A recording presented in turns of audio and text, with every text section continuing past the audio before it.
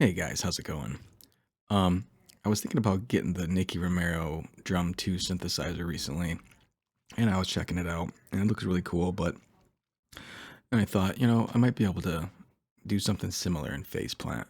Um, and so I started by just creating some short MIDI notes, and then um, I came into Faceplant and created a few groups.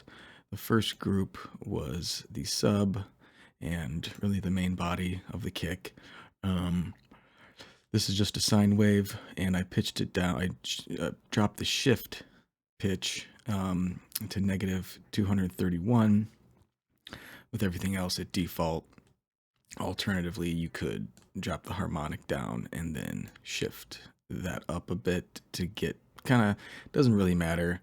Also doesn't really matter where your MIDI starts. I just put them on C sharp and didn't think about it. But you just shift it around until you find the sort of the resonant sub frequency that you're looking for. So in my case, oh whoops, put that back harmonic up. So just a nice boomy sub kind of layer there. And then what you do is you add an LFO, and I changed the type of frequency to sync instead of free, just because musically I have my MIDI notes separated like that. So this is kind of an easy way to just get a round robin going of listening back without looking at it, right? So I just have it going. And then when you apply this LFO with a very sharp attack, shifting that up by about 16 to 17%, it just gives that little bit of click at the beginning. So you got a low, kind of a low clicky sub sound there. And then I added I added to another group for clicks. You can do all kinds of cool stuff in here, but I just did one saw wave and one wavetable.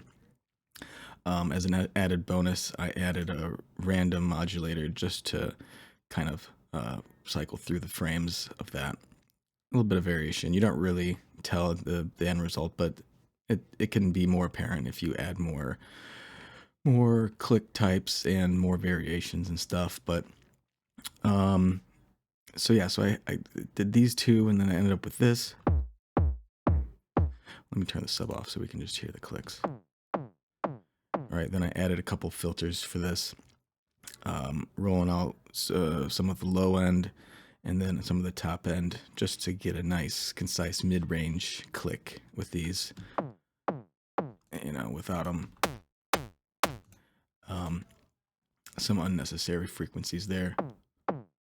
And then I wanted to get a little bit of a analog sounding layer, so I added some noise. Bump this up so you can hear it better.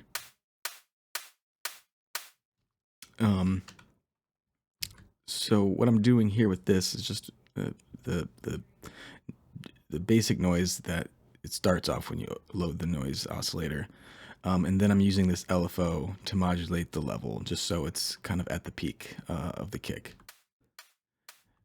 Same thing with the clicks. I actually am also doing the same thing. I'm dropping the levels all the way to 0 for the clicks and the noise, and then modulating them up with the LFO. Same thing. I'm using the same LFO for the shifting of these as well. So for the analog, without it, it's just kind of low. So you get more click with that, and you can fine tune this, however you want. But this is sort of what I landed on. So we got a couple things.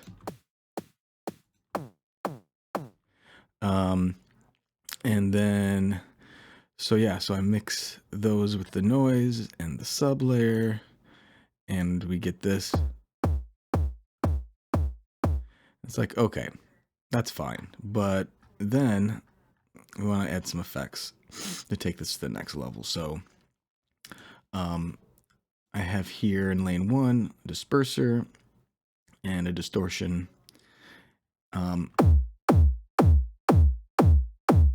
And then I'm just bumping the gain up here a little bit to level match some of the other stuff I'm doing.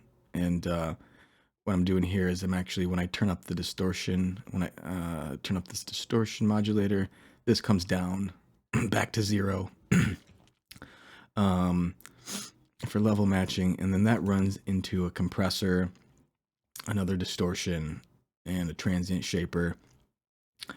And then that's going to go into a nonlinear filter for a little extra high-end roll-off.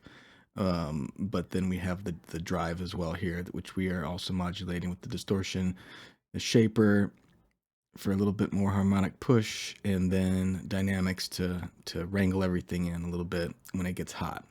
So I'll quickly show you here. The distortion macro is going to the drive of the nonlinear filter, the drive of the distortion, the mix of the shaper, the mix of the dynamics, and the gain. So when I bump up the distortion, it's gonna bring the gain down by 3 dB to help level match it as it goes up.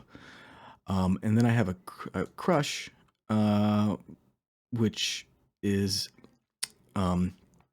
lowering the threshold, so it's hitting the compressor harder, and then also increasing the ratio, so it smashes it even further. And then to level match, I'm bringing up the makeup gain with it.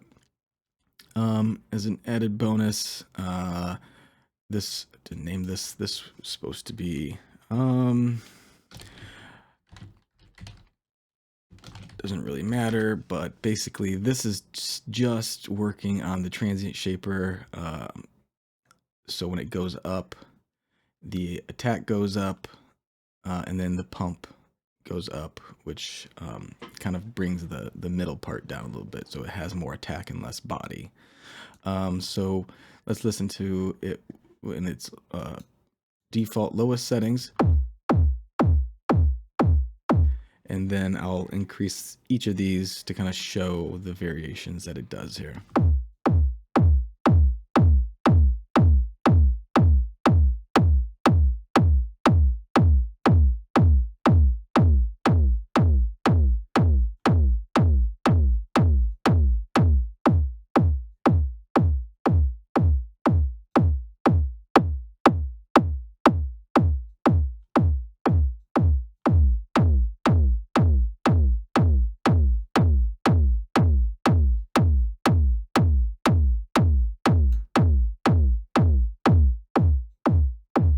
So you get a lot of tonal control that way, a lot of control over the distortion and the shape of the kick. So yeah, so this isn't, as simple and concise as something like a Nicky Romero drum 2 synthesizer, but a lot of power here, and you can do, you can customize till your heart's content. So, let me know if you have any questions. I hope this was helpful in any way. And as always, happy designing.